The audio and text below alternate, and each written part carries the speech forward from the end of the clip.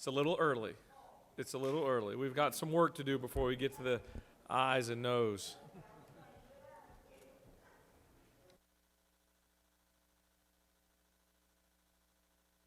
All right, where did I leave off? Oh, good morning.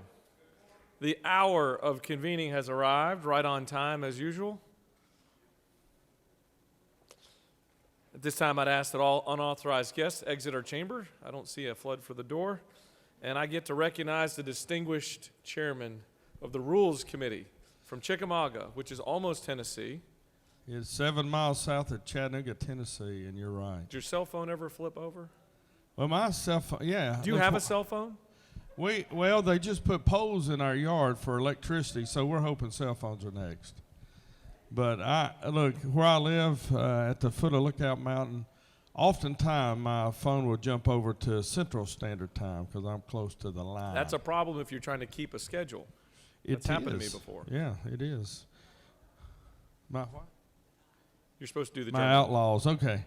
Well, Mr. President, a couple of moments in history. In 1872, Yellowstone National Park was established as the world's first national park. And then in 1936, the Hoover Dam was completed on the Colorado River between Arizona and Nevada. Those are kind of two high marks in the water. And the senator from the 7th, who isn't here, told me today is National Peanut Butter Lovers Day. So he's a lover of peanut butter, just like myself. And it's a Share a Smile Day. So we'll have a good day today, hopefully, and there are just more to come. And, Mr. President, the journal has been read and found to be correct. Thank you so much. Is there objection to dispensing with the reading of the journal?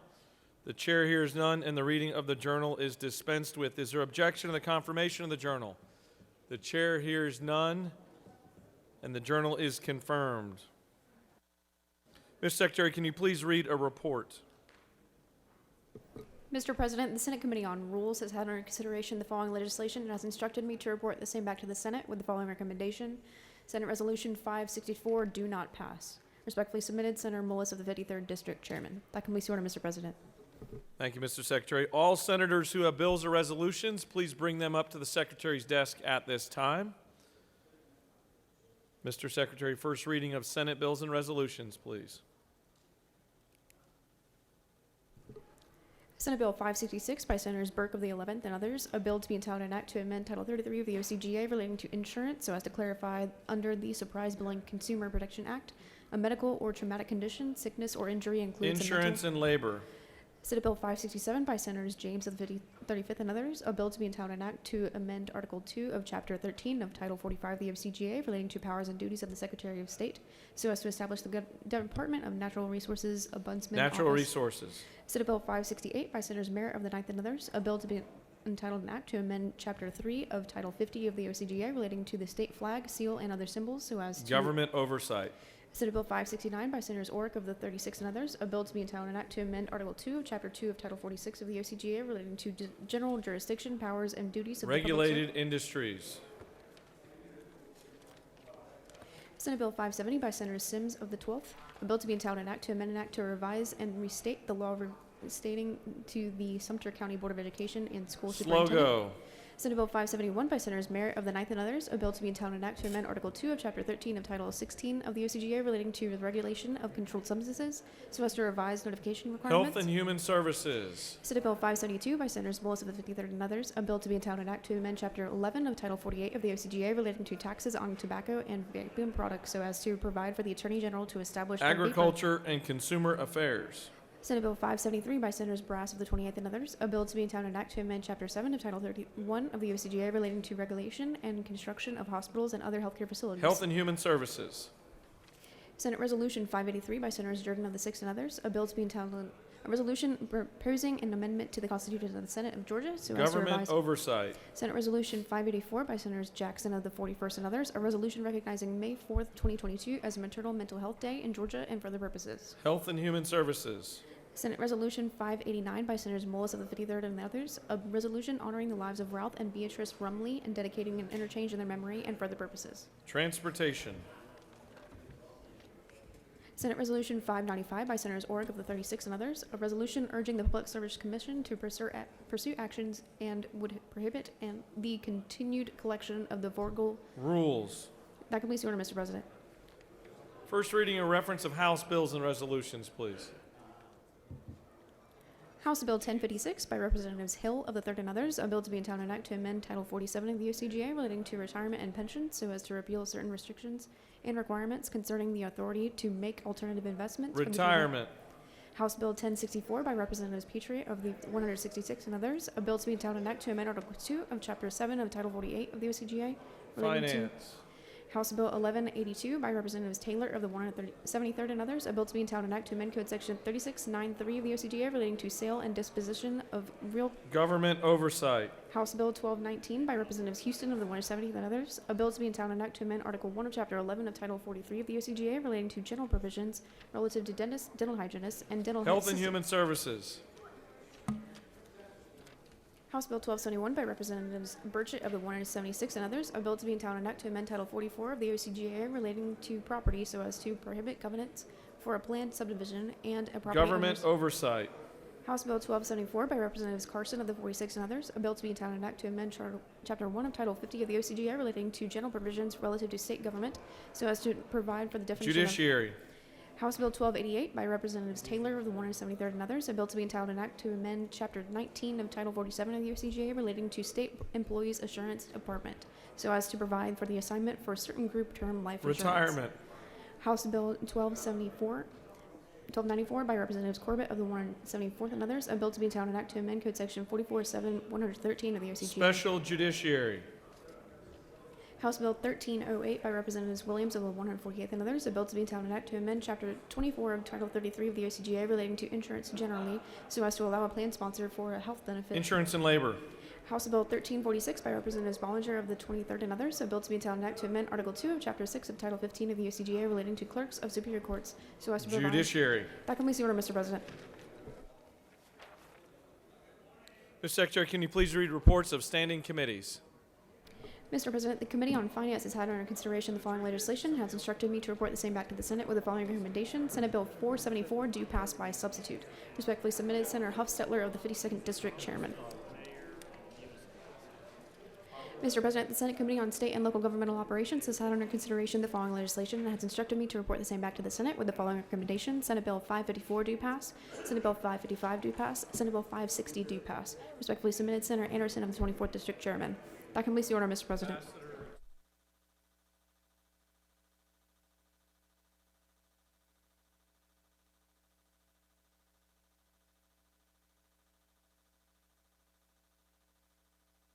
Mr. Secretary, will you please read bills and resolutions for the second time?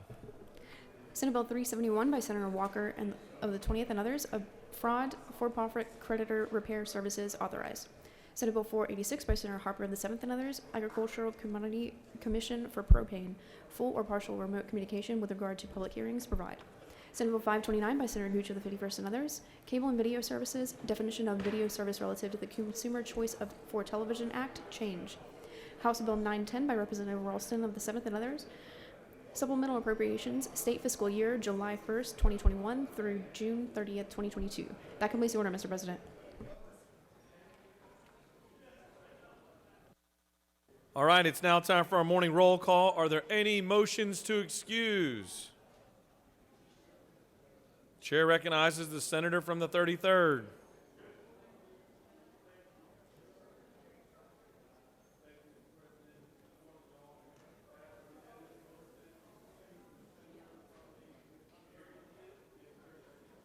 The 35th and 36th. Without objection, the senators from the 35th and 36th are excused. Chair recognizes the senator from the 27th. Good morning, Mr. President. I ask unanimous consent to excuse senators from the 21st and the 28th. Without objection, the senators from the 21st and 28th are excused. The chair recognizes the senator from the 44th. Thank you, Mr. President. I ask for unanimous consent to excuse the senator from the 43rd. Without objection, the senator from the 43rd is excused. Are there any additional motions to excuse? The chair sees none. The secretary will call the roll. Senators, signify your presence by voting the yea switch. The secretary will unlock the machine.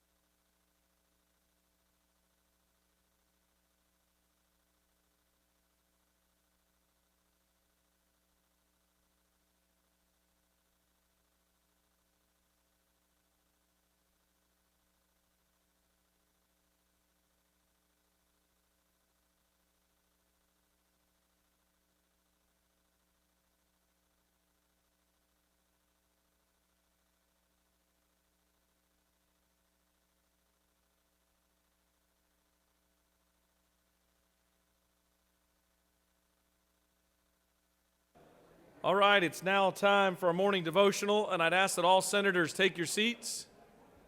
It's a big ask here, and cease all audible conversations. Also ask that our doorkeepers secure the chamber at this time. And it's my honor to recognize a senator from the 41st to lead us in our Pledge of Allegiance and to introduce to us our chaplain of the day. Please stand so that we can say the pledge to the United States of American flag. I pledge allegiance to the flag of the United States of America and to the republic for which it stands, one nation, under God, indivisible, with liberty and justice for all. And to the Georgia flag. I pledge allegiance to the Georgia flag, to the principles for which it stands, wisdom, justice, and moderation. Well, good morning. Today, I have the great privilege of introducing our chaplain of the day, Chaplain Major Sharonda Watson. You know, we've talked a lot about Ukraine and Russia and the battle in which we are engaged in. And so we thought it was fitting to bring a military chaplain to talk to us today, one who has served with soldiers on the front lines in Afghanistan, who has built bonds of affection, cared for the souls of our men and women, our brothers and sisters in arms as they fought for our freedoms. And so it's my great honor to introduce to you Sharonda Watson. She is a chaplain who served for over 10 years. While she hails from New Jersey, we'll forgive her for that part. She spent much time here in the great city of Atlanta.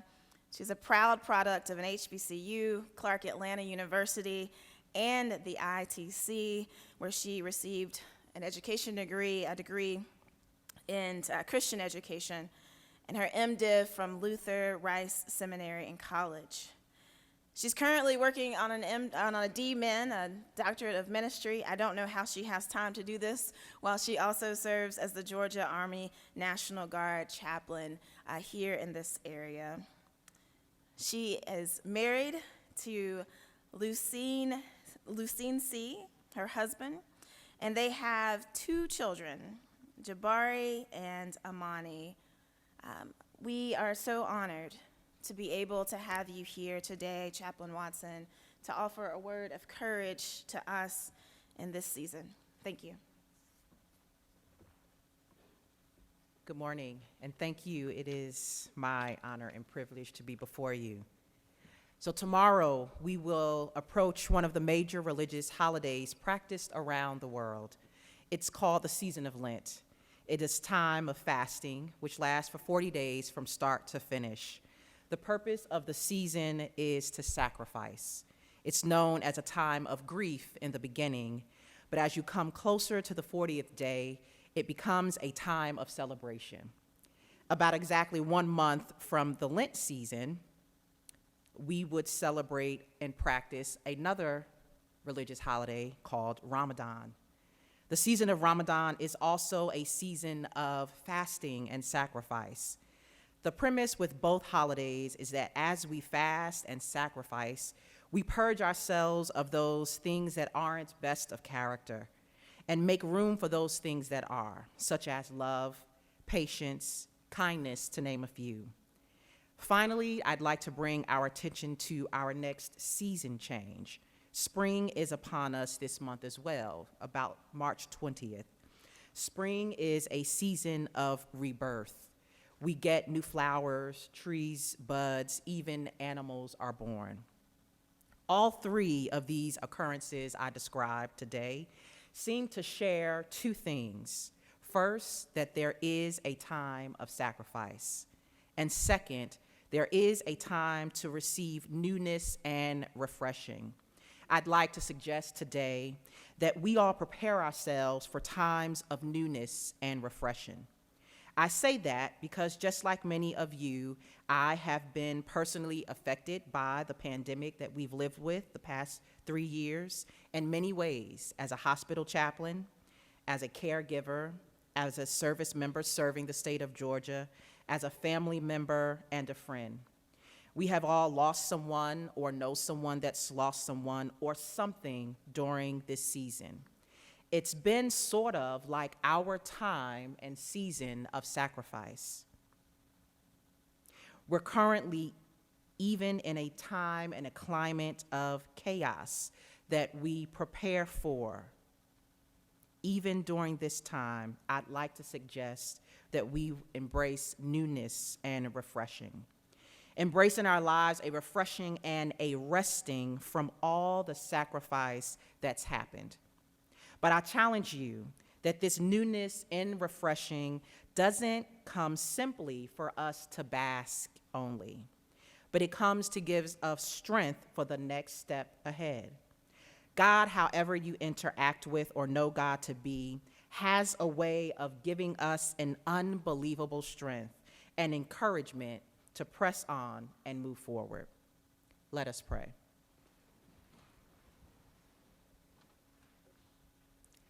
God, as we make commitment to sacrifice for you, help us to make room to receive blessings.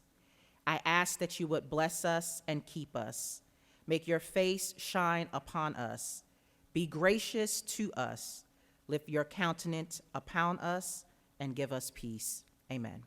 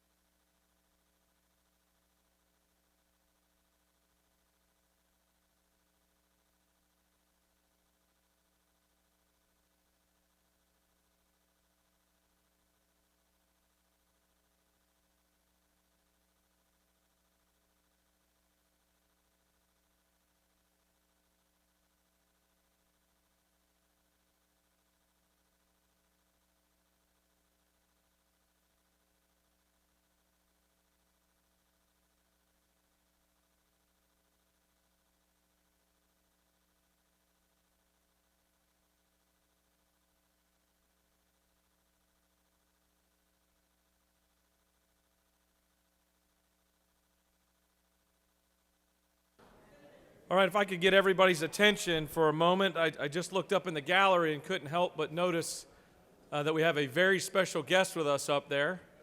Want to thank you for your service, Congressman, former mayor, and former ambassador to the UN, but most importantly, community leader here in our great state of Georgia. We got Andrew Young with us in the gallery. Thank you so much for joining us.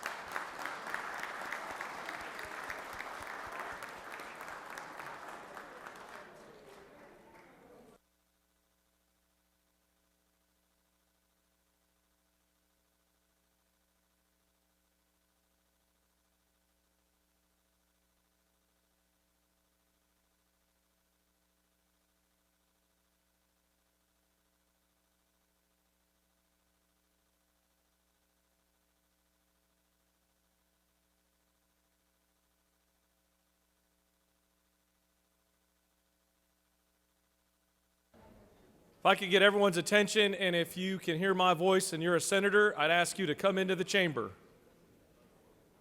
I'd ask that all senators within an earshot come into the chamber. We've got a very, very special presentation that we're all going to want to be a part of. Mr. Secretary, can you please read a privilege resolution, please? Senate Resolution 549 by Senators Rhett, Kirkpatrick, Dugan, Kennedy, Albers, and many others. A resolution recognizing and commending Senator Lindsey Tippins and for other purposes.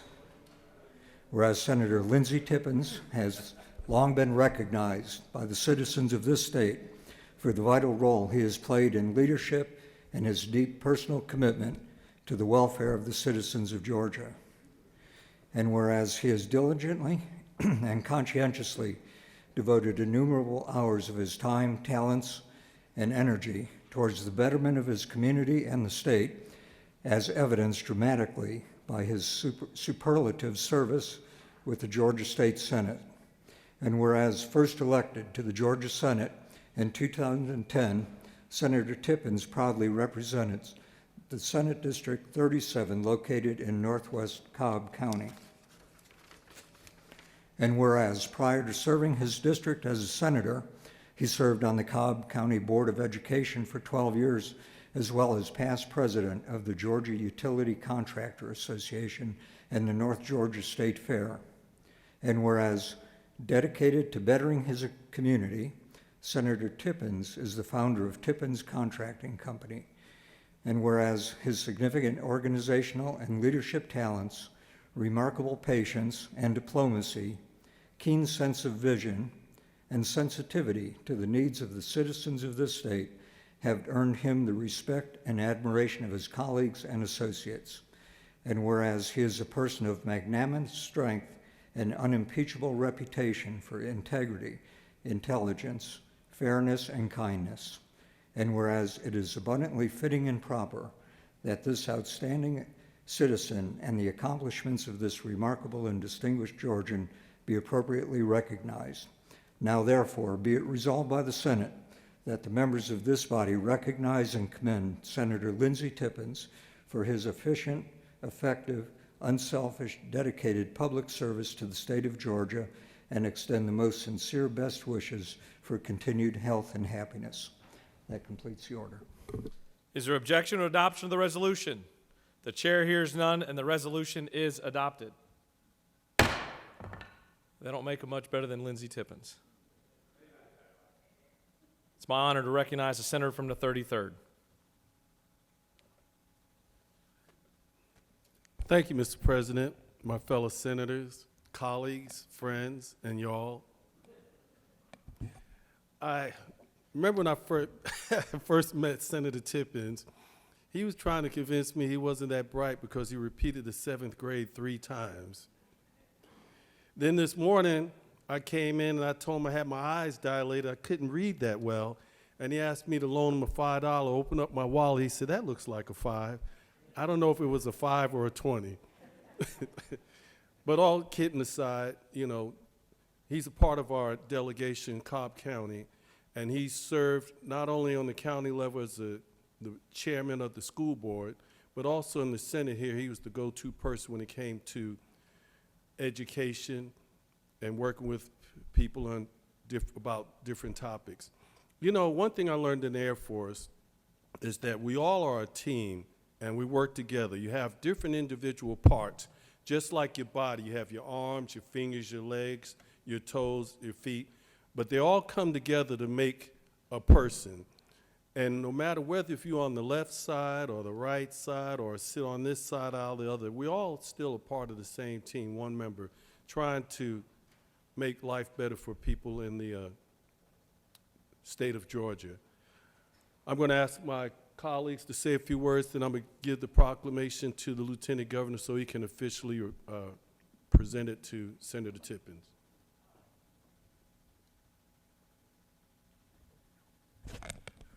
Y'all can sit down. I appreciate your efforts. And there hadn't been many times in my life I've been surprised about much, but now this was a surprise. I wondered about when they were reading all the wonderful attributes in the resolution, where they got the one from patience. I didn't know that that was ever in my DNA, according to some of my friends, but anyway. I appreciate it. This is very humbling. Y'all are very kind. This is almost like hearing somebody read your own obituary saying all those nice things about you.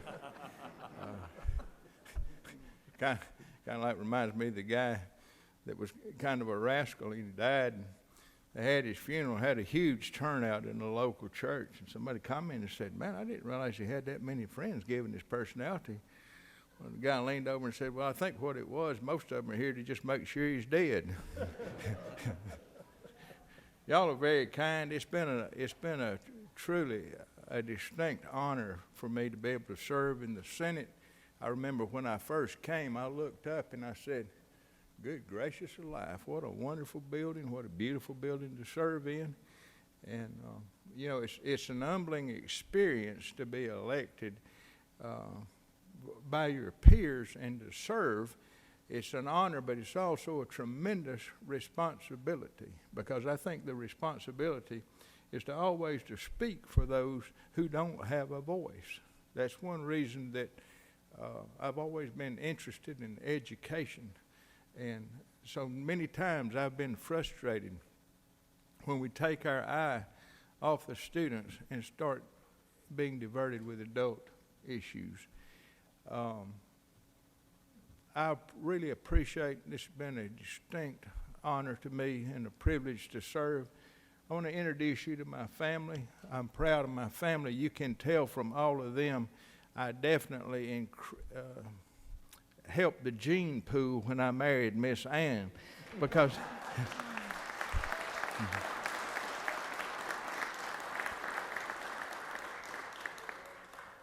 joining us this morning is my son Nathan, the eldest, his wife Danielle. If you will, hold up your hands so they know who you are.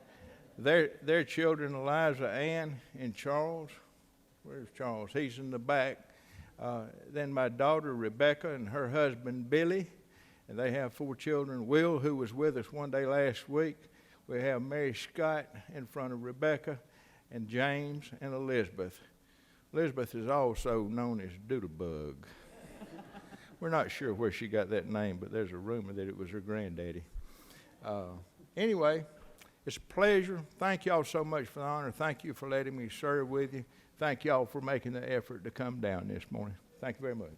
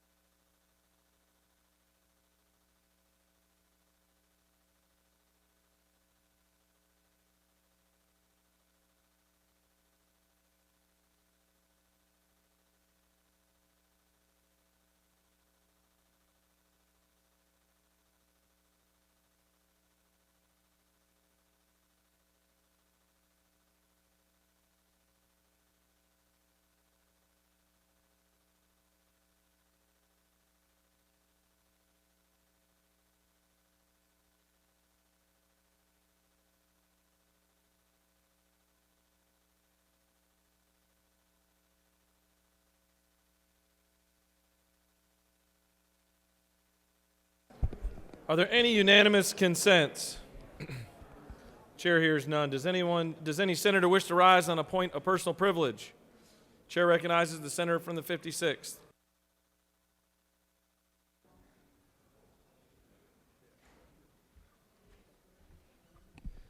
Thank you, Mr. President. I get an opportunity to do this when my good friend, Senator Lindsey Tippins, and I'm breaking the rules, I'm going to call him by name today, but we call him as Tip, to acknowledge his great service. We all came in together back in the class of 2011, and his work here in this body, not just on education, but on countless other issues, has been nothing short of extraordinary. Cobb County is a better place because of Senator Lindsey Tippins. The state of Georgia is a better place because of Senator Lindsey Tippins, and this body is a better place because Senator Lindsey Tippins, and I am a better person because of my friend, Senator Lindsey Tippins. Thanks, Tip. Godspeed. Chair recognizes the senator from the 48th for a point of personal privilege.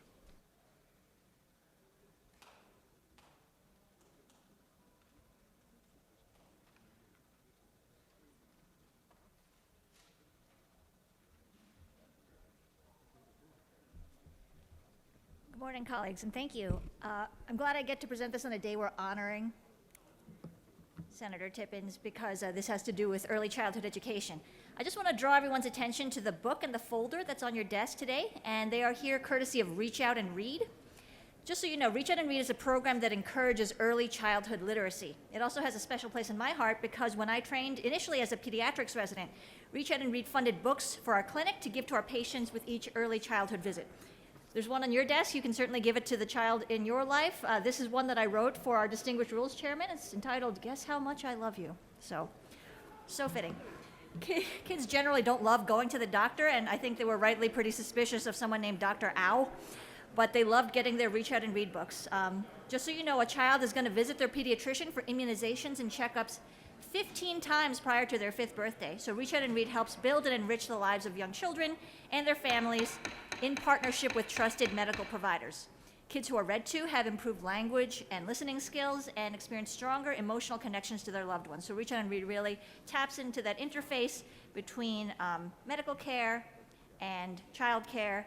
And currently it's serving 170 locations across 70 counties with 114 applications currently in progress for participating in this excellent program. So thank you so much for your support of this program. It makes a real difference in the lives of our children. Thank you. I yield the floor. Chair recognizes the senator from the 17th for a point of personal privilege.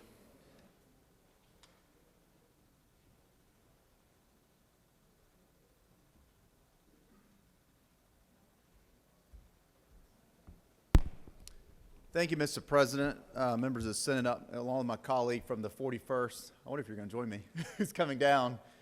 Tomorrow at 12 o'clock, room 307 in CLOB is a Mental Health Caucus Luncheon. If you remember, we have a joint Mental Health Caucus of members of the House. Everyone is a member of that caucus.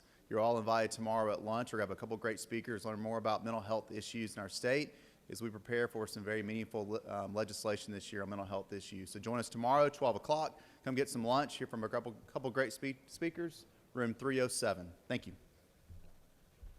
Chair recognizes the senator from the 16th for a point of personal privilege.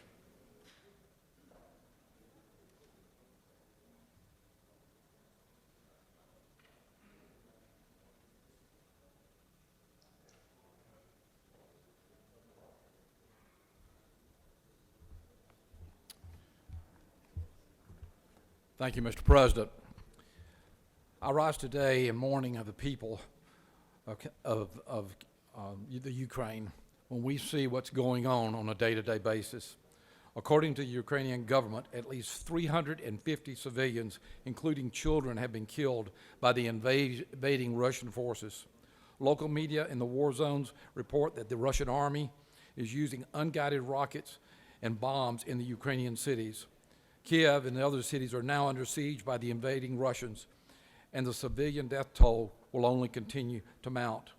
There is no justification for this war. No grievance is being addressed, no wrong is being righted, and no justice is being served. And I would ask for our Senate for a moment of silence and prayer for those who are fighting their homeland right now. Senators asked us to rise for a moment of silence.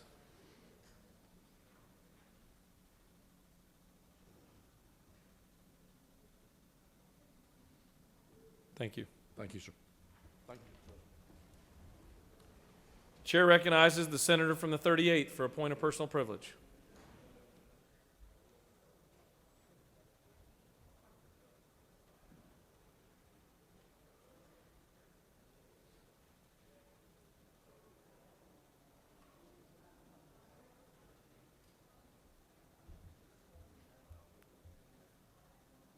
Good morning, colleagues. It is my pleasure to introduce to you today our doctor of the day. It is Dr. Kelly Gaffin Reed. She serves as a physician program director of Access and the patient care experience from Kaiser Permanente of Georgia. As a specialist in adult medicine, she believes that our bodies, minds, and relationships all have an effect on our health and encourages her patients to make time to celebrate their lives. She's a native of Indiana and the youngest of 11 children. She decided in the 8th grade that she wanted to be a physician. She graduated from Purdue University with a pharmacy degree. Then she went on to complete her medical degree at Case Western Reserve University and her residency here at Emory University. She joined Kaiser Permanente in 2003 and sees patients at Kaiser Permanente offices all throughout Metro Atlanta. In addition to her clinical duties, she serves as an elected representative to her medical group's board of directors. Outside the medical office, she plays the piano and sings at her church, where she also coordinates programs and activities for children. She is also an avid tennis player and fan of professional football. We're happy to have her as our doctor of the day. Let's welcome her, and hopefully none of us will have to go down to the medical center today. Thank you. Thank you, Senator. Chair recognizes the senator from the 35th from her desk for a point of personal privilege. Thank you, Mr. President. First, I'd like to thank everyone who participated in the Black History Month celebration and giving tributes, and especially to our Lieutenant Governor, who, in conjunction with the City of Atlanta, had a Black History moment last night, and I appreciate it. Also, I have a very special event that's coming up tomorrow. As a little kid going to Catholic school, every year we had ashes on our head on Ash Wednesday. Well, tomorrow is Ash Wednesday. And from 10 to 12, right here, the Georgia Senate Chaplain, Ron Bigek, is going to impose ashes upon us. All members of the staff and the Senate are invited. And the ashes will be used on Ash Wednesday or from the burning of the palms that was received on the previous Palm Sunday. So please join us and wear your ashes all day long tomorrow. And after that, that's Lent. And please honor the Lord. Thank you. Chair recognizes the senator from the 39th for a point of personal privilege.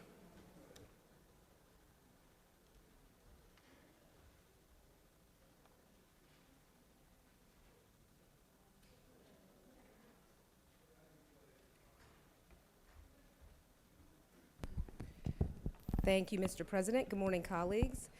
Today is the first day of Women's History Month, and all of us in this room know where Georgia stands on women's health care. Mothers die during childbirth more often here than anywhere else in the country, with Black women suffering the worst outcomes. We rank 47th in access to care, and we rank 37th in teen births. None of that is a surprise.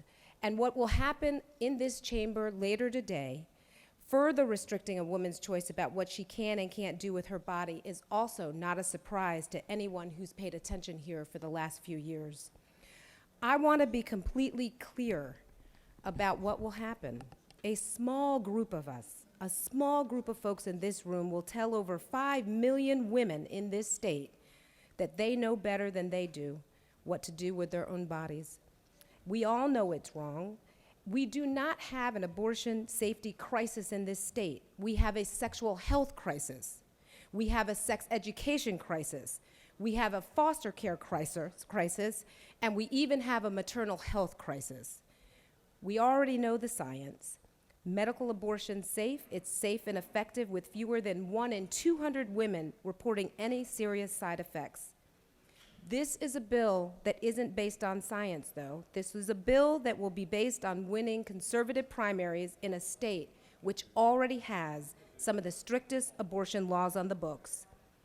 We know that making an abortion more difficult doesn't make abortions any less likely. It just makes it more likely that women will suffer and die when they try to get one. In parts of the world where abortion's illegal, botched abortions still cause 8 to 11% of all maternal deaths, or about 30,000 each year. This is not the future that we want for Georgia, and in this first day of Women's History Month, I ask all of us to consider the women in this state that we represent. Thank you so much. I yield the well. Chair recognizes the senator from the 10th for a point of personal privilege.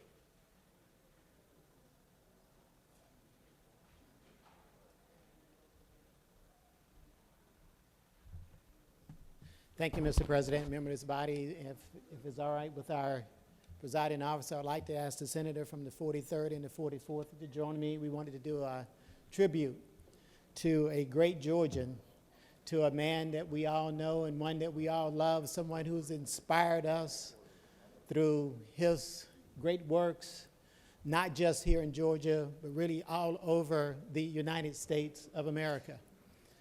I just want to share a couple of personal tributes to the man that we affectionately know as Andy Young. Some of us know him as ambassador, some of us know him as congressman, some of us know him as mayor. As a matter of fact, his list of contributions are much longer than I have the time up here in as well.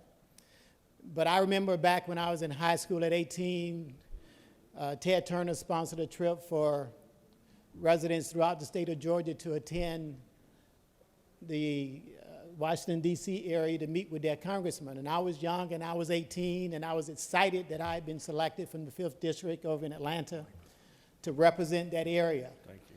The only to find out that when I got there, that then President Jimmy Carter had nominated Ambassador Young, then Congressman Young, to be the next ambassador of the United States, and I was without a congressperson. So Ambassador Young, I've always wanted to tell you that story. But since then, at the ripe old age of 18, I've had many other opportunities to meet this giant of a man.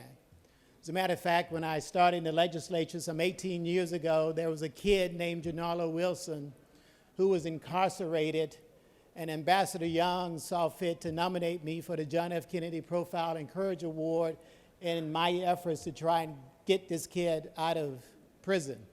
And Ambassador Young, thanks for your work, because Janala Wilson is doing well today. He's a college graduate from Morehouse, and he's actively working and supporting his family as a professional. But there's another opportunity Ambassador Young had a chance to touch my life, and that is 12 years ago when this body created the M.L. King Advisory Council. And it was after consulting with Ambassador Young that I saw fit to move forward with this legislation. So on behalf of all the members in this body some 12 years ago, that legislation passed unanimously, and the M.L. King Advisory Council was created. We all know that Ambassador Young was one of the foot soldiers of Dr. King. And without his leadership, without his courage, without his tenacity, certainly I don't believe that Georgia would be the state that it is today. So I am honored to stand here to tell you about the man, not just the man that I know, but the giant and the legend that we all know in our great state and all over these United States. I could go and give you the list of the many awards and accomplishments and of course, the honorary degrees he has from Harvard and Yale and all the rest of the universities, and Emory and Morehouse included, by the way. But I know of all those honors. I know he was proud that when he served and when he was given the Presidential Medal of Freedom by our president, Barack Obama, which is one of those solemn moments that we all will remember. So Ambassador Young, I just want to tell you how much I love you, how much I appreciate your service. It is your footsteps that we all follow. Thank you for your years and years of work, and may God bless you with many, many more. Ambassador Andrew Young, my colleagues.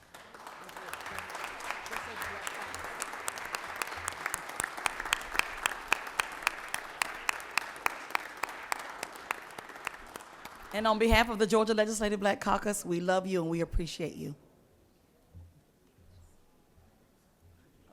He's sitting down there. Ambassador, wave your hand. Ambassador Young will celebrate his 90th birthday on March 12th. And we say now, happy birthday to you. He has been all over this state and all over this country spreading words of good cheer.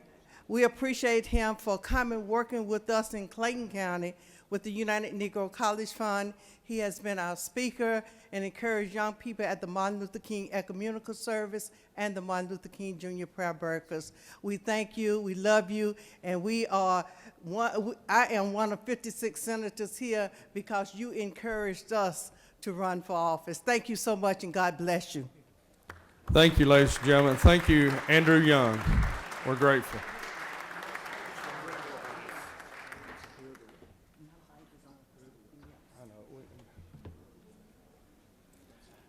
All right. For points of personal privilege, I recognize the senator from the 40th District.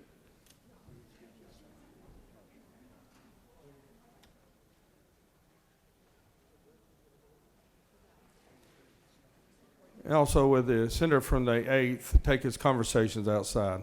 Senator from the 40th.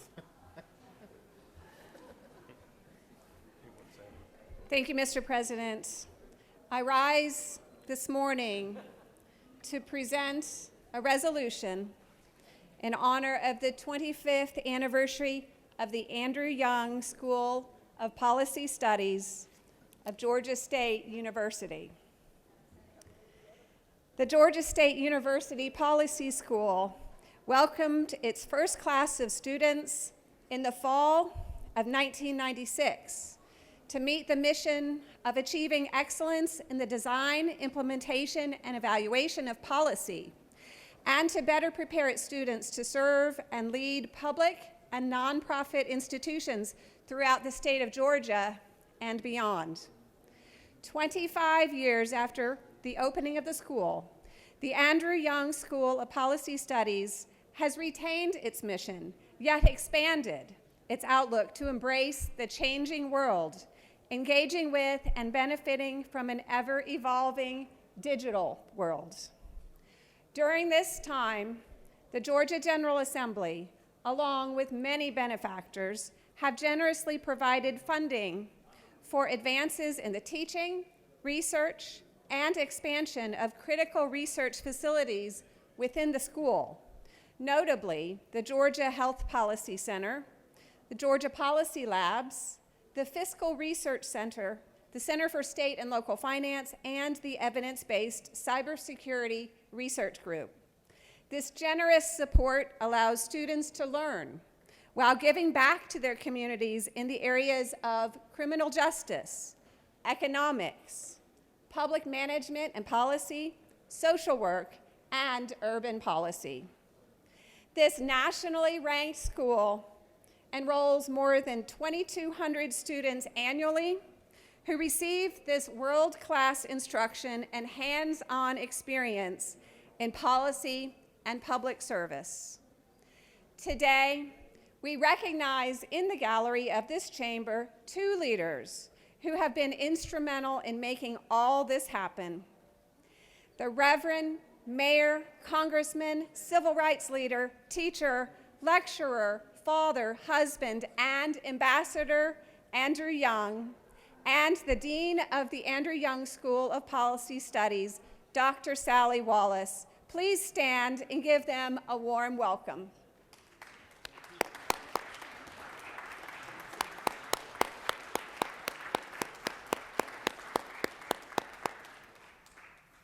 Thank you, Mr. President. I yield the well. Thank you, Ambassador. We're glad you're here today.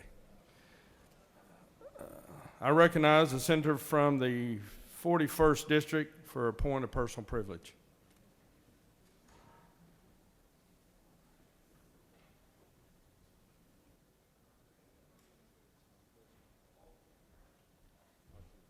Thank you, Mr. President. I rise today because tomorrow is a very important day. As a priest, it should be that it's Ash Wednesday, but it's actually because we have a kickball game. So tomorrow at 5 o'clock, there's a House versus Senate kickball game at Turner Field at 5 o'clock. They have 3 times more people than we do. So we actually do need to show up if we want to be competitive in any way. So please join me on Ash Wednesday. If you are afraid you're going to sweat your ashes off, I will put them on you afterwards. But let's please come and play and have a good time. This has been a stressful session, so I think it would be fun just to have some fun together. Thank you. Thanks, Senator. I'll be there as well. Recognize the senator from the 44th District on a point of personal privilege.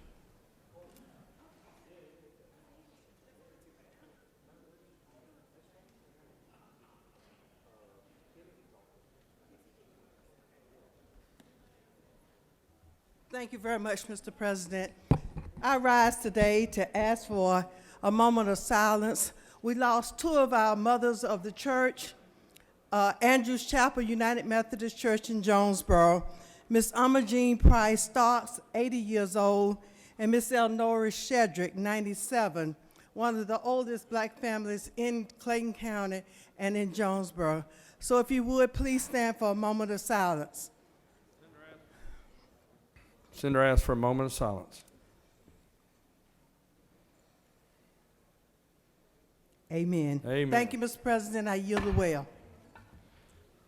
I recognize the senator from the 8th District for a point of personal privilege. Okay. Thank you, Mr. Chairman. I was going to yield my time to the majority leader, but I wanted to bring note to the chamber today that we have Josh Harris with us. Josh plays with the Atlanta Falcons. Mr. Majority Leader, would you care to speak on this? Since he's one of you, please. Yeah. Senator, Chair recognizes the majority leader. That's what happens when the rules chair becomes presiding officer. We got all kinds of stuff going on up here. So I'd like to overhear Josh Harris. Josh Harris, y'all know, is the long snapper for the Atlanta Falcons, Pro Bowl, recognized player. Went to a trade school in Alabama for his collegiate time period down at Auburn.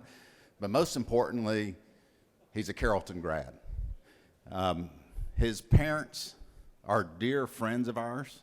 It's always good to see when somebody good, a good person, gets the accolades and the accomplishments that you've gotten. So, Josh, you really want me to read this entire commendation? So, if y'all would you stand and recognize Josh Harris here today?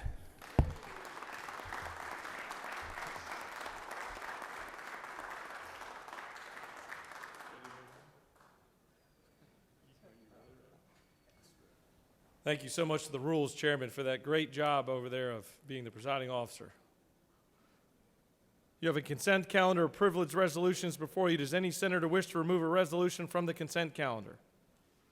Is there objection to the adoption of the resolutions on the consent calendar? The chair hears none, and the resolutions on the consent calendar are adopted.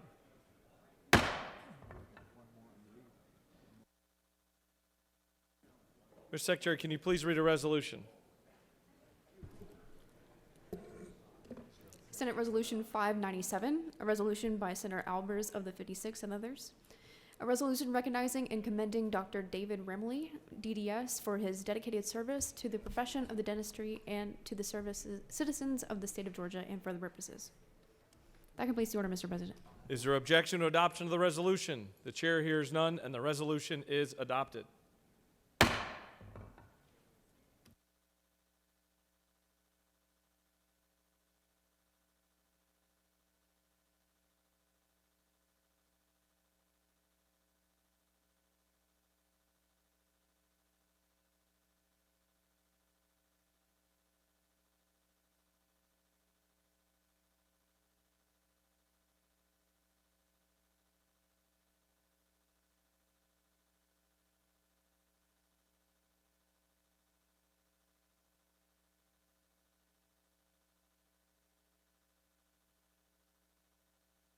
Are there any motions to withdraw and commit?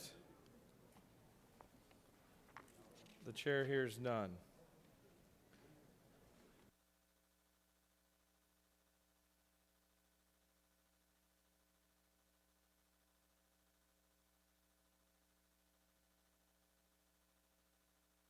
Chair recognizes the majority leader for a motion. Mr. President, I move that Senate, no, not that one. Mr. President, I move that SB 511 be engrossed. Mr. Secretary, can you please read the caption? Senate Bill 511, a bill by Senators Anderson of the 24th and others, a bill to be entitled an act to amend Code Section 485-311 of the OCGA relating to creation of county boards of equalization, duties, review of assessments, and appeals so as to revise certain deadlines for the handling of appeals of property tax assessments and for other purposes. Mr. President, the Senate Committee on Finance recommends that this bill do pass by substitute. Respectfully submitted, Senator Huffstetler of the 52nd District Chairman. That completes the order, Mr. President. The majority leader has moved that Senate Bill 511 be engrossed. Is there objection? There is objection. Would the majority leader, he waives, would the objection like to speak? All those in favor of engrossing Senate Bill 511 vote yea. Opposed nay. The Secretary will unlock the machine.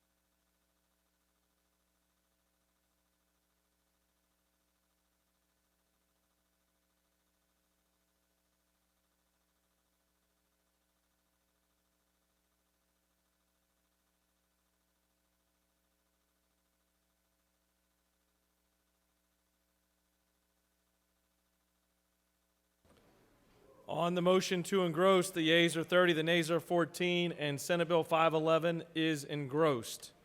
We are now going to move on to the rules calendar. Mr. Secretary, can you please read the caption of Senate Bill 496? Senate Bill 496, a bill by Senators Burke of the 11th and others, a bill to be entitled an act to amend Article 2 of Chapter 16 of Title 45 of the OCGA relating to death investigation so as to require a medical examiner's inquiry when a pregnant female dies in an inquest, and for other purposes.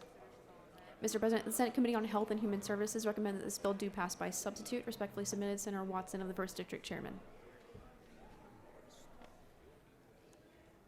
The Senate Committee on Health and Human Services offers the following substitute to Senate Bill 496, a bill to be entitled an act to amend Article 2 of Chapter 16 of Title 45 of the OCGA relating to death investigation so as to require a medical examiner's inquiry when a pregnant female dies in an inquest, and for other purposes. That completes the order, Mr. President. Chair recognizes the senator from Bainbridge to present Senate Bill 496.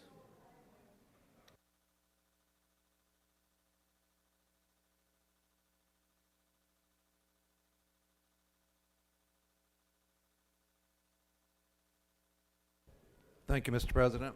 I want to bring up a little bit of history because I want to thank the members of this body. The first significant bill that I carried in 2014 was the establishment of the Maternal Mortality Committee, and that codified a group of professionals who were tasked to attack our problem of excessive deaths during pregnancy and postpartum. Unfortunately, our state ranks 49th to 50th, depending on the year, in that statistic, and it's been the bane of my existence just knowing that over the last decade. But this body has done yeoman's work over the last 8 years trying to address this problem. The committee has worked tirelessly getting us information and data that we sorely needed to make proper decisions. I want to thank Governor Kemp, Grant Thomas, who is the director of the Governor's Office of Health Strategy and Coordination, which was established by this Senate body, and Kaylee Noggle and the Ryan Loke and DCH for their work on trying to get to the root of this problem. We previously have passed the 12-month extension for postpartum Medicaid, which was the #1 recommendation of the Maternal Mortality Committee, and this is their second highest recommendation. Unfortunately, many maternal deaths occur from unknown causes. The committee studies the medical record and cannot determine the cause of death. And it's hard to fix a problem when we don't know what the cause is. So this bill develops a process so when we have a maternal death that the coroner's case is developed and that case is evaluated, and if an autopsy would be helpful, the case is referred to a regional perinatal center, which we all have those in our districts, and those places will perform a clinical autopsy. So this is not the same as a forensic autopsy that's done for crime. Mr. President, I appreciate this body's support of this initiative that's so important to me personally. I will yield for questions. Doesn't appear that you have any questions. Thank you. Does any other senator wish to speak for or against the measure? The chair sees none. The question is on the adoption of the committee substitute. Is there objection to adoption of the committee substitute? Chair hears none, and the committee substitute is adopted. Is there objection to agreeing the report of the committee which is favorable to the passage of the bill? The chair hears none. The report of the committee is agreed to. Is there objection to the main question being ordered? The chair hears none, and the main question is ordered. Questions on the passage of the bill by substitute. All those in favor vote yea. Opposed, nay. The secretary will unlock the machine.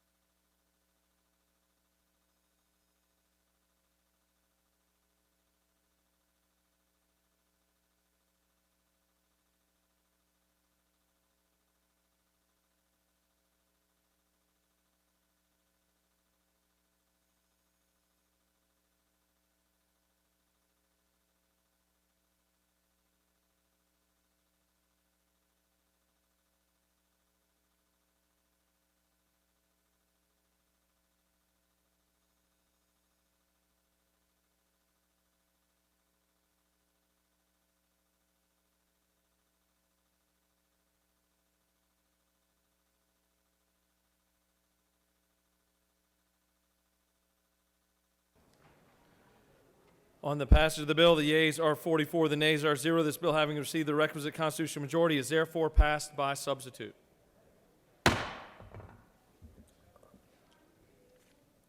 Mr. Secretary, can you please read the caption of House Bill 1361? House Bill 1361, a bill by Representatives Leverett of the 33rd and others, a bill to be entitled an act to amend Title IX of the OCGA relating to civil practice, so as to clarify that the Attorney General is to be served and heard in defense of all acts of the General Assembly when challenged in any court action, not just statutes, to provide for the Attorney General to be a party as a matter of right and for other purposes. Mr. President, the Senate Committee on Judiciary recommends that this bill do pass. Respectfully submitted, Senator Strickland of the 17th District Chairman. That completes the order, Mr. President. Chair recognizes the senator from the 18th to present House Bill 1361.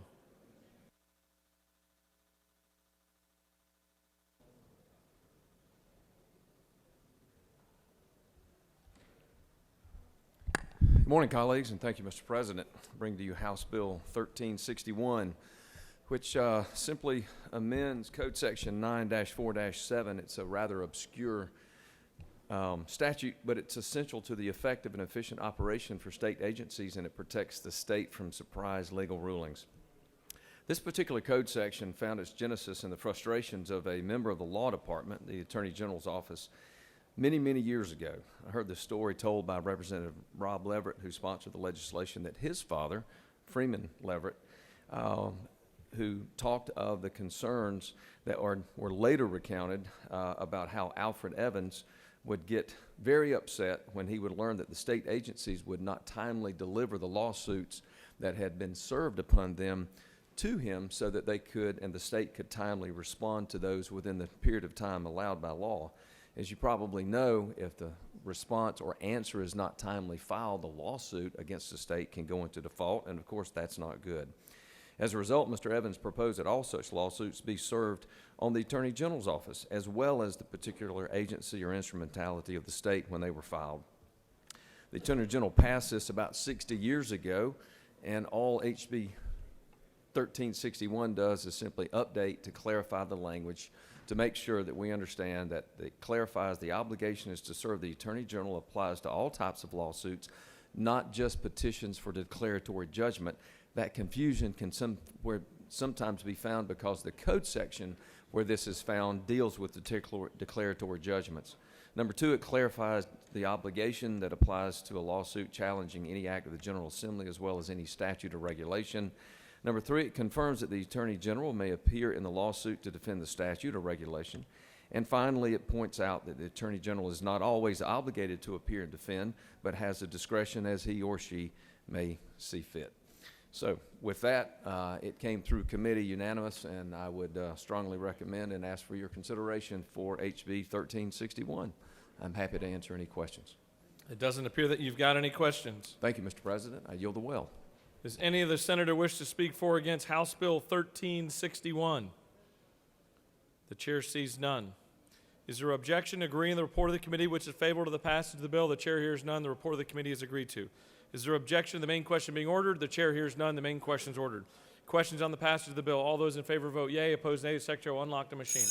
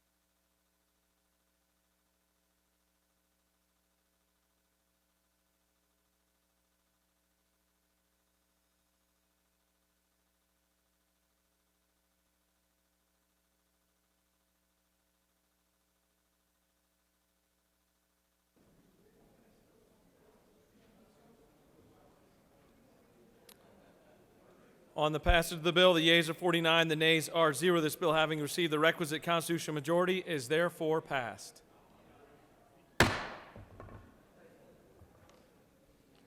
Mr. Secretary, can you please read the caption of Senate Bill 337?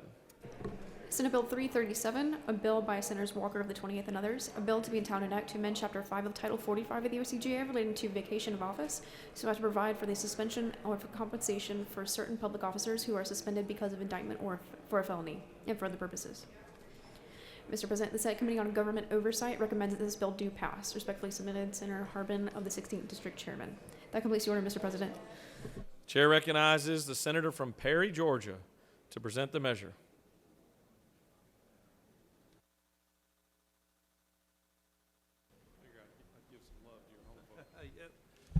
Thank you, Mr. President. Senate body, as the immortal Yogi Berra said, this is deja vu all over again. Senate Bill 337 is a repeat of Senate Bill 218 that this body passed last year with a vote of 51-1. It's a companion bill to Senate Resolution 134 that we passed and was signed by the governor. We passed it 51-1. That bill will be on the ballot in November of this year, but this deals with local elected officials. There's already a process in current law to remove local elected officials from office if they're indicted for a felony and that felony is deemed to prevent them from being able to perform their official duties. This bill simply states that their pay would be suspended also if they are removed from office, because the local government is going to have to replace that person and be paying their salary. So very straightforward bill, taxpayer-friendly bill. I think it's common sense and prudent, good fiscal stewardship. So I'd ask for your favorable consideration. Be happy to answer any questions if there are any, Mr. President. Chair recognizes the senator from the 42nd with a question. Thank you, Mr. President. Will the senator yield? Yes, ma'am. My question, Senator, is if the individual is found not guilty, will they be owed back pay? Yes, ma'am. Okay, Their thank pay you. would be reinstated and their back pay too, yes, ma'am. Would there be any interest calculated as part of that? I No wonder? interest. No interest, just what? Okay, thank Yes, you. ma'am. Thank you. Thank you for the question. You have no more, oh, you actually do have a question. Chair recognizes the senator from the 41st with a question. Do you yield? Yes, I do. Senator, is an indictment proof of guilt? No, it is not. And I'm not changing current law, Senator. The current law provides for a commission to be set up. If a local elected official is indicted for a felony, it would go before a commission, so they do have due process. If the commission deems that the felony indictment is to the extent where the official cannot perform effectively their duties, then they would be removed from office. That's in current statute. This simply alleviates the burden of the taxpayer having to pay two salaries and continue to pay this person while their case is adjudicated, which, as you know, can sometimes take a long time, especially, we've seen that especially in the COVID environment. It can take years, frankly. Thank you for the question. You have no more questions. All right, I'd ask for your favorable vote, and I'll yield the well. Thank you. Does any other senator wish to speak for or against Senate Bill 337? The chair sees none. Is there objection agreeing to the report of the committee which is favorable to the passage of the bill? The chair hears none. The report of the committee is agreed to. Is there objection to the main question being ordered? The chair hears none, and the main question is ordered. Questions on the passage of the bill? All those in favor vote yea. Opposed, nay. The secretary will unlock the machine.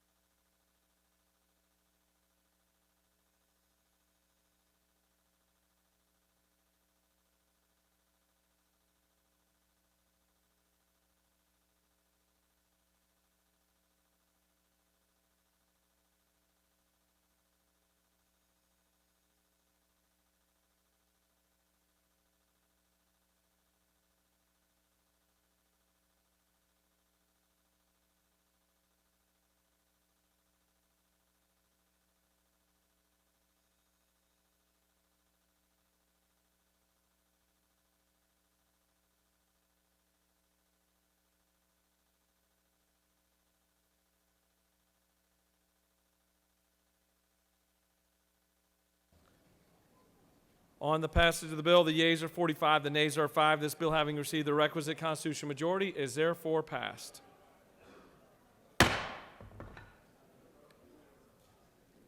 Ms. Secretary, can you please read the caption of Senate Bill 500? Senate Bill 500, a bill by Senator Strickland of the 17th and others, a bill to be entitled an act to amend Title 10 of the OCGA relating to commerce so as to provide for a litigation bar on governmental entities regarding certain statewide opioid litigation and for other purposes. Mr. President, the Senate Committee on Judiciary recommends that this bill do pass by substitute. Respectfully submitted, Senator Strickland of the 17th District Chairman.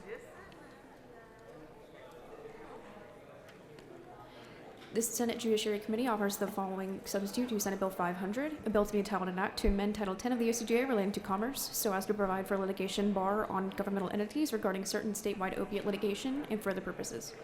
That completes the order, Mr. President. Chair recognizes the senator from the 17th to present Senate Bill 500.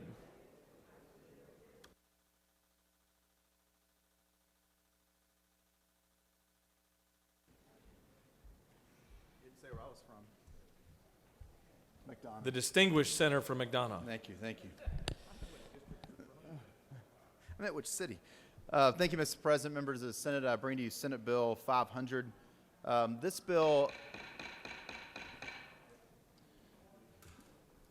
will allow the state to finalize our opioid litigation that we have and maximize the funds we can get from the settlement that we can then put towards addressing what the opioid epidemic has done in our state. This bill confirms that entry into our statewide opioid settlement agreement shall serve as a litigation bar to any past, future, or present claims against those released in the agreement itself. Bottom line, if we pass this bill We are being told that the state can actually receive an additional $143 million as part of this opioid settlement litigation that we have. We'll also immediately get $88 million in the settlement with Johnson & Johnson immediately versus waiting for the next 3 years. With that, Mr. President, I'll be happy to answer any questions. You don't appear to have any questions. I ask for your favorable consideration of Senate Bill 500. Chair recognizes the senator from the 6th to speak to the measure.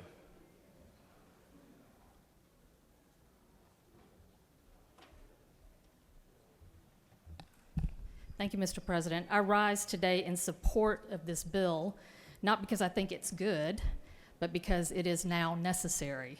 And what do I mean by that? Well, first, let's talk about the opioid litigation and settlement process.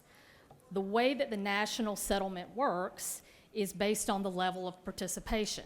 So each state was tasked with going back to their state and getting as many counties and municipalities and local governments on board, right? And the whole point of that is that J&J and the folks that are settling, the defendants, want to make sure that it's worth their money. And if you have a lot of people that are still pursuing lawsuits, then it's not.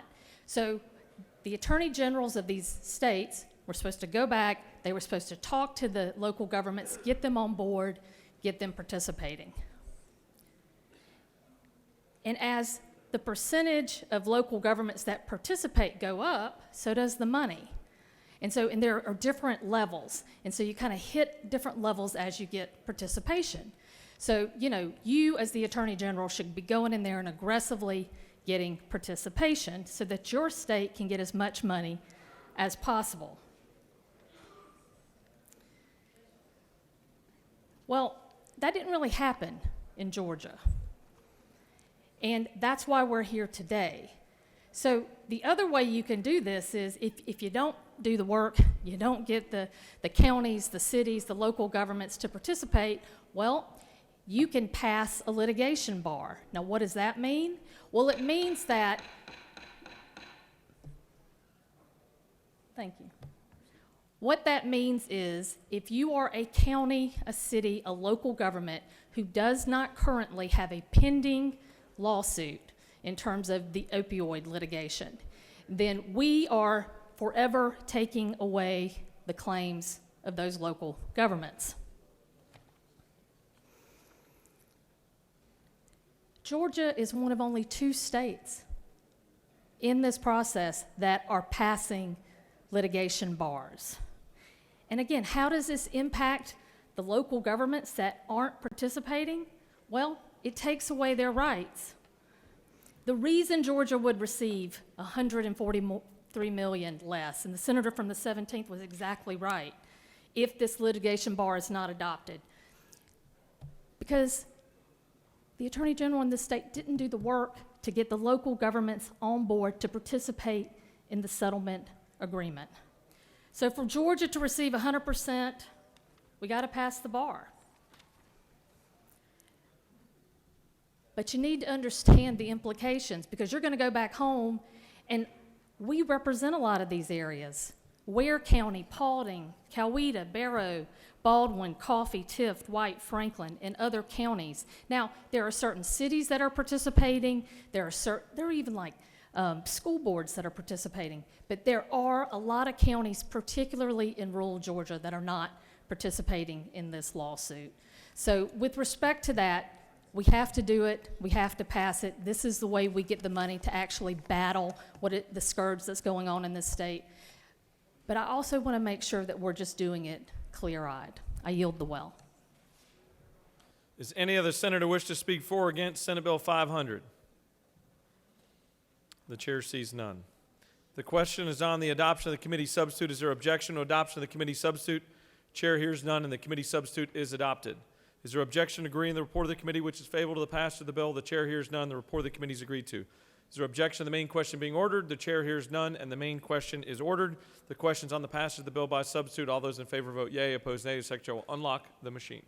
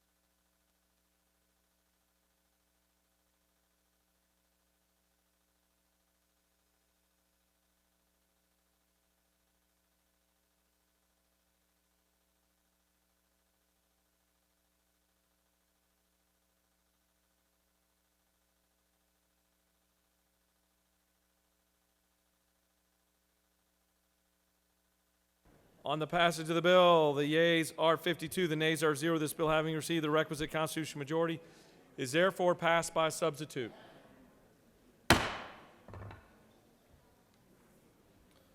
Ms. Secretary, can you please read the caption of Senate Bill 511? Senate Bill 511, a bill by Senators Anderson of the 24th and others, a bill to be entitled an act to amend Code Section 485311 of the OCGA relating to creation of county boards of equalization, duties, review of assessments, and appeals, so as to revise certain deadlines for the handling of appeals of property tax assessments and for other purposes. Mr. President, the Senate Committee on Finance recommends that this bill do pass by substitute. Respectfully submitted, Senator Huffstetler of this 52nd District Chairman.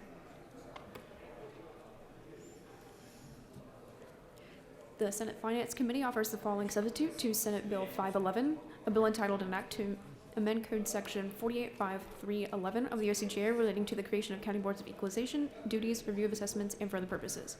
That completes the order, Mr. President. Chair recognizes the senator from the 24th to present Senate Bill 511.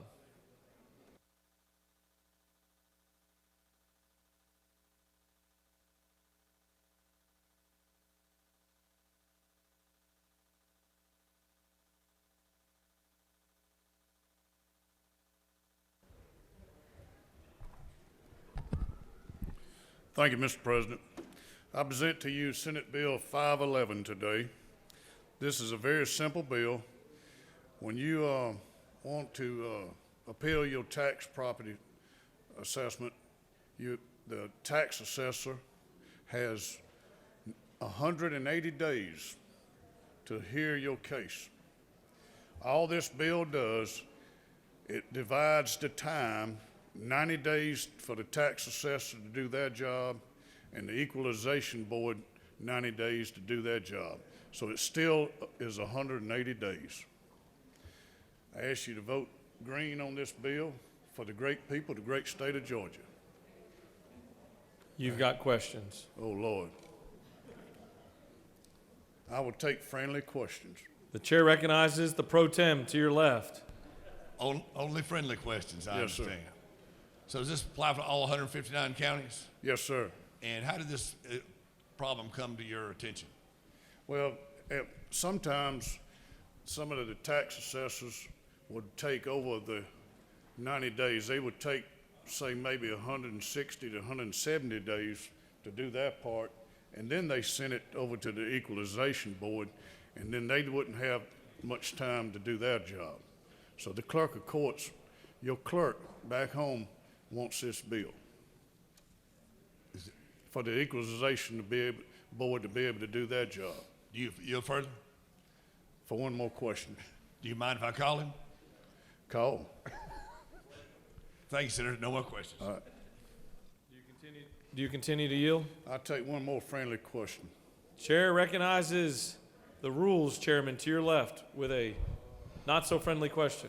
Look here, Mr. President. Thank you, Senator. I say, would you yield for a question? A friendly question from the powerful rules Yeah, chairman. there's no power here. My power is because of friends like you that I have. Does this bill, several years ago, you did a bill that had to do with purple paint. Yes. Is there something hidden in this bill that's all about that bill that you didn't pass that year? Is there something here about the purple paint? Don't wait on the translation. Give it to me now. Purple paint may come back. And it's also a great song about purple rain. Senator, further yield. Yes, sir. Does this have anything to do with the purple paint in that bill? Not today. Okay, that's all I have, but I think they're more friendly questions. Chair recognizes the senator from the 17th with a question. Thank you, Mr. President. Senator Yield. For the senator from the 17th, always. Always. Not powerful, I guess. When you put 90 days in here, does that count weekends? Which days are you actually counting? I would say that you have 180 days for the tax assessor to do their job and the equalization board to do their job. So I would assume that that takes every day of the 180 days. Do you further yield? I do. Now, you don't define the hours these days last. What's your intent? What time does a day actually start if you're having to count the days now to make sure we have the right count? Well, you know, I don't believe a tax assessor or board of equalization works like a farmer like myself. I work basically almost 24/7. But I would say this would be 8 to 5. You further yield? Yes. Online, let's see.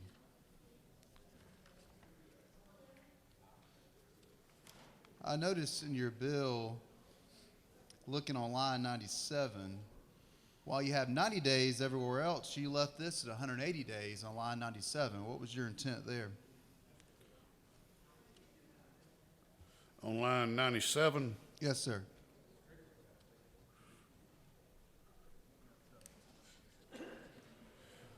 My line 97 does not have nowhere about 180 days. You have the bill in front of you. Yes. Is it true that your bill is a substitute? You must have the substitute. I don't have the substitute. Are you presenting a different bill that's in our folder today? Right. It's the green bill. Thank you. You're so kind. Okay. Now you have the green bill in front of you now. Hope I'd actually I see it. uncover a real problem. Why'd you put 180 there when you have 90 everywhere else?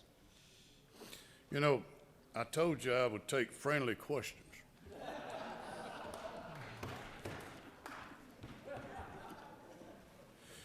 You would need to talk to your clerk about why it's 180 days in this bill. Do you in that further part. yield? Yes, sir. So did a clerk actually write your bill, not you? All your clerks in the state of Georgia asked me to do this bill. Do you further yield? One more. What are the names of the clerks that you have in your district? Cindy Mason. You just have one clerk? She's my clerk, and I listen to her. Do you know the name of my clerk, Senator? Not right offhand. All right. Thank you. What is the name of your clerk? He gets to ask the questions, not you. I ask you to vote. Do you continue to yield? I ask you to vote green on this great bill for the great state of Georgia. The senator has yielded the well. Well done. Any other senator wish to speak for or against Senate Bill 511? Now that we got all our questions answered. Chair sees none. The question is on the adoption of the committee substitute. Is there objection to adoption of the committee substitute? The chair hears none, and the committee substitute is adopted. Is there objection to agree in the report of the committee which is favorable to the passage of the bill? The chair hears none, the report of the committee is agreed to. Is there objection to the main question being ordered? The chair hears none, the main question is ordered. Question on the passage of the bill by substitute. All those in favor vote yea, opposed nay. The secretary will unlock the machine.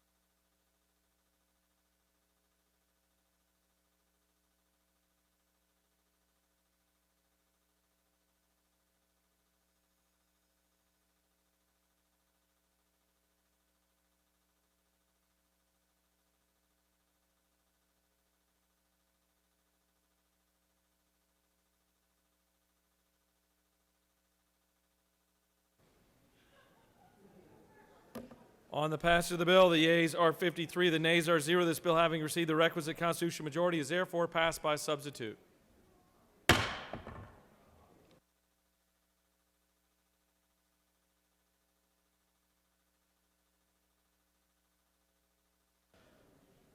All right, let me give you a quick update on our situation. We're going to stand at ease for just a couple of minutes. We've got some very, very special guests that I'm sure you're not going to want to miss that'll be in this chamber. They're in the house right now. They'll be over here shortly. And so make sure you stay close to your seat. It'll just be just a couple of minutes. But most importantly, I want to recognize the senator from the 44th. If you could move away, the senator from the 44th. Rumor has it it's your birthday. Happy birthday.